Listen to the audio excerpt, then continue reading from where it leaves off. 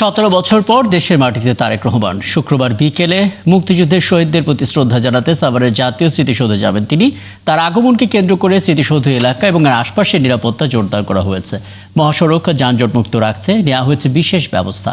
ওদিকে সাভারে তারেক রহমানের আসার খবরে উচ্ছ্বসিত নেতাকর্মীরা। রায়ানবিন আমিনের প্রতিবেদনে বিস্তারিত।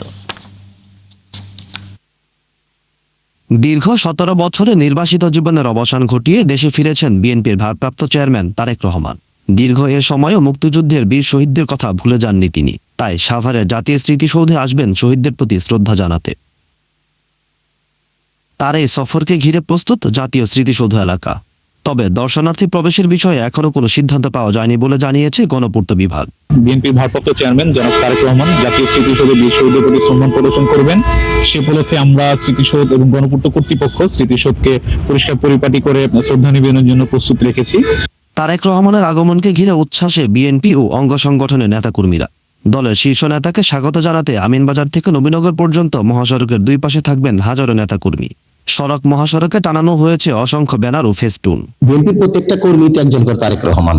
আমরা আমাদের বুকের তাজা রক্ত দিয়ে ইনশাআল্লাহ তারেক রহমানের সমস্ত নিরাপত্তা এবং অনুষ্ঠানের শৃঙ্খলা সম্পন্ন রক্ষা করব ইনশাআল্লাহ।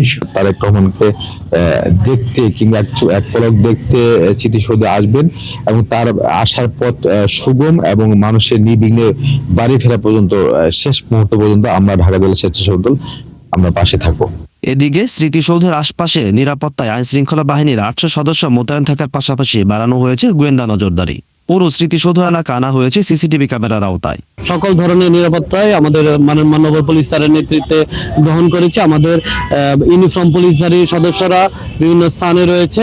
সাদা পুলিশের যে আমাদের পুলিশ সদস্য আছে, সাদা পোশাকে পুলিশ সদস্যরা মোতায়েন রয়েছে। তারেক রহমানের স্বদেশ প্রত্যাবর্তন দেশের রাজনীতিতে একটি গুরুত্বপূর্ণ অধ্যায় বলে মনে করছেন বিএনপি নেতাকর্মীরা। তারা বলছেন, বিএনপি সবসময় স্বাধীনতা ও মুক্তিযুদ্ধের চেতনাকে ধারণ করে সামনে এগিয়ে যাবে।